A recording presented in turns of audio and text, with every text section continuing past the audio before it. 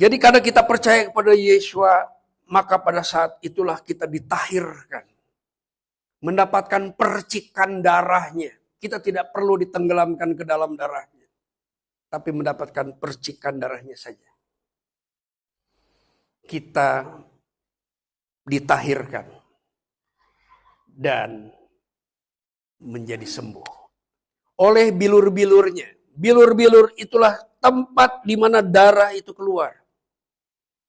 Darah yang mentahirkan itu keluar dari celah-celah yang diakibatkan pukulan-pukulan yang dialami.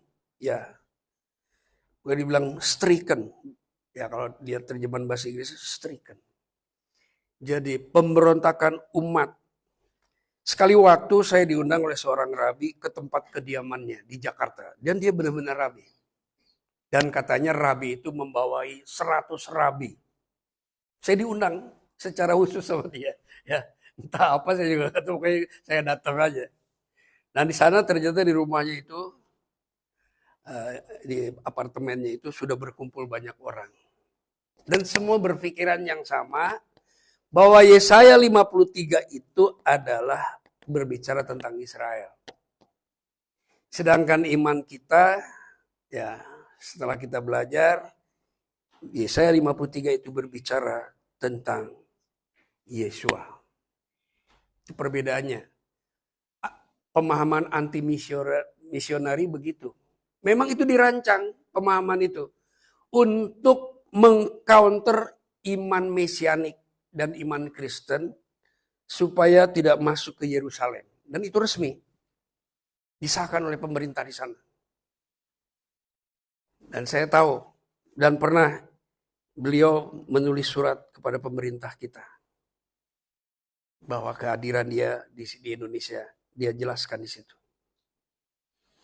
Karena mungkin mereka merasa terganggu dengan pemahaman iman kita.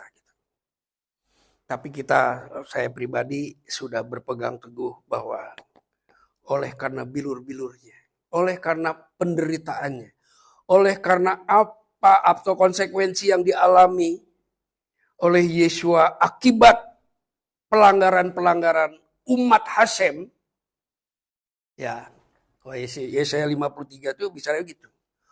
Oleh pelanggaran umatku, katanya. Masa ditebus oleh umatku juga ya gitu. Kan lucu ajarannya gitu. Nggak konsis ya. Ajarannya memang begitu. Bahwa Yesaya 53 itu tentang Israel. Padahal di situ ada tulisan oleh pemberontakan umat Hasem, dia kena tulah. Jadi nggak cocok itu dogmanya itu. Memang dogma itu sudah dirancang begitu untuk menjaga eksistensi mereka. Kita juga tidak perlu mempersoalkan dia ya. Ya nggak apa-apa, dia pendapatnya begitu kan. Tapi kita percaya itu. Nah, setelah dia mentahirkan, maka kitab suci mengatakan, kita lihat di dalam Ibrani pasal 1 ya. Ibrani pasal 1 ayat,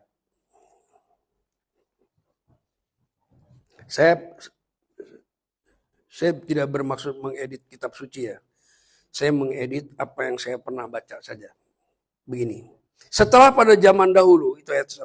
Ya, Hasem berulang kali, jadi bukan sekali dua kali, berulang kali dalam berbagai cara. Jadi caranya banyak Hasem itu dalam sejarah. Berbicara, arti menyampaikan rahasia kehendaknya kepada nenek moyang kita. Nenek moyang orang Israel. Dengan perantaraan nabi-nabi. Pasti ini nabi-nabi Israel. Ya, dari Israel. Semua nabi-nabi Hasem itu dari Israel.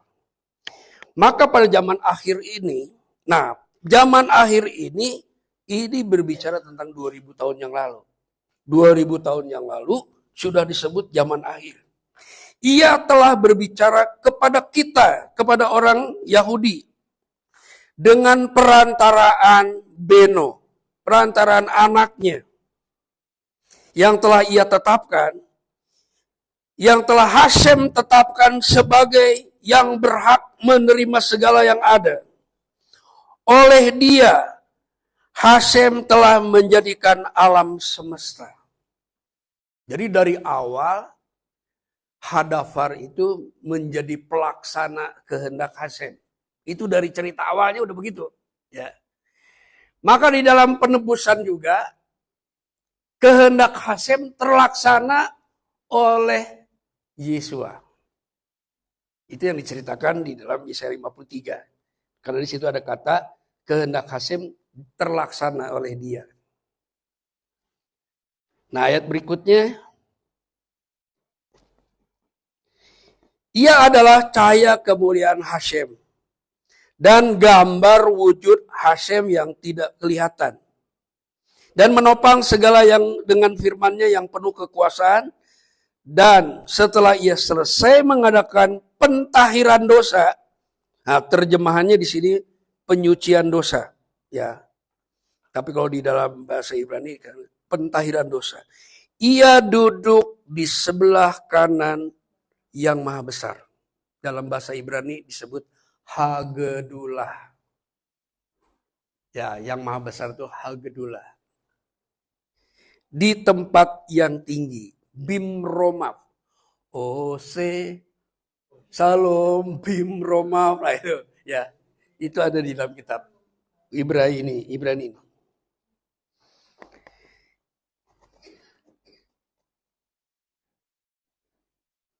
Ini ada yang menarik. Hasem berbicara kepada putranya. Ini hanya sebagai penutup saja ya. Tetapi tentang anak, tentang Hadafar yang menjadi manusia, Hasem berkata di ayat 8, "Tahtamu ya Elohim." Jadi Hasem menyebut Yesua itu Elohim. Pernah terpikirkan? Saya pernah berbicara dengan orang Texas. Ya, seorang polisi New York tinggal di Texas. Saya sampaikan ayat ini. Lalu dia bilang ini, kamu harus datang ke daerah saya di Texas. Gitu. Saya akan biaya seluruh perjalanannya dan kau tinggal di rumah saya 3 bulan. Bila perlu 6 bulan. Kau harus ajari gereja saya katanya. Wah, saya bilang, waktu itu sebelum pandemi ya. Tapi nggak jadi. Rupanya ada orang yang baru tahu bahwa Hasem pernah berbicara kepada putranya dan dia bicara begini. Tahtamu ya Elohim tetap untuk seterusnya. Dan tongkat kerajaanmu adalah tongkat kebenaran. Jadi Hasem sedang berbicara kepada Yesua, berbicara kepada Hamasya bin David.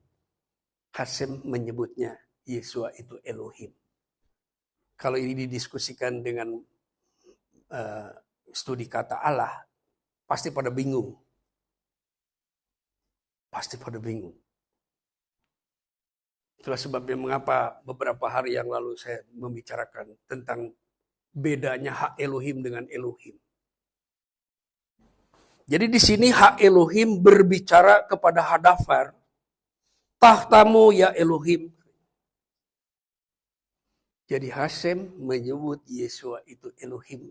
Inilah ayatnya.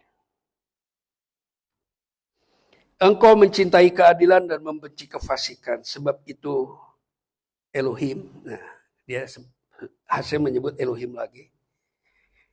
Elohimmu telah mengurapi engkau. Jadi hak Elohim mengurapi Elohim di dalam ayat ini. Hasem mengurapi Hadafar. Saya merasa perlu di mana-mana untuk memberitakan ini tentang hak Elohim, bedanya dengan Elohim itu ya. Jadi di ayat 9 ini Hasem berbicara kepada putranya, sebab itu ya Elohim. Elohimmu, jadi Yesua itu punya Elohim. Kalau lihat ayat ini. Jadi yang duduk di sebelah kanan itu adalah Elohim. Dan yang di sebelahnya adalah hak Elohim. Itu ada di Wahyu 22. Jadi Elohim lah yang menjadi manusia. Hak Elohim tidak pernah menjadi manusia. Hasem tidak pernah menjadi manusia. Elohim yang menjadi manusia untuk memikul segala dosa kita dan menjatuhkan dosa itu di dalam dagingnya. Daging firman yang menjadi daging itu, di daging itulah dosa itu dihukum, dibinasakan di dalam dagingnya. Artinya di dalam konstruksi yang jelas, dosa itu dihukumkan, dilenyapkan, dibinasakan. Lalu dia mati. Benar-benar mati. Lalu siapa yang akan membangunkan dia? Orang dia mati? Ya, siapa? Coba. Tapi dalam Sinur ada kata begini. Ini menarik. Pada waktu saya datang ke Mesianik, ya, ada satu Sinur Tefillah itu, ya, kata-katanya luar biasa. Diberkatilah Hashem yang membangkitkan orang mati.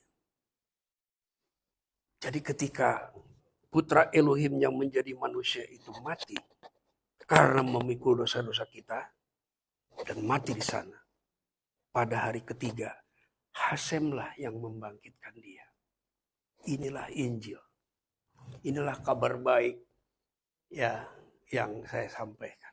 Karena dulu saya nggak ngerti. Setelah saya membaca kitab suci bahasa Ibrani, baru saya mengerti seperti ini. Tidak ada orang mati membangkitkan dirinya. Itu bukan kebenaran. Jadi yang maha hidup itulah Elohim Hayimlah yang membangkitkan Yesua dari antara orang mati. Inilah berita Pesak. Di sepanjang menghitung Omer itu, kita bukan menghitung bulir-bulir gandum. Bukan sekedar itu. Itu penting karena diajarkan oleh Torah.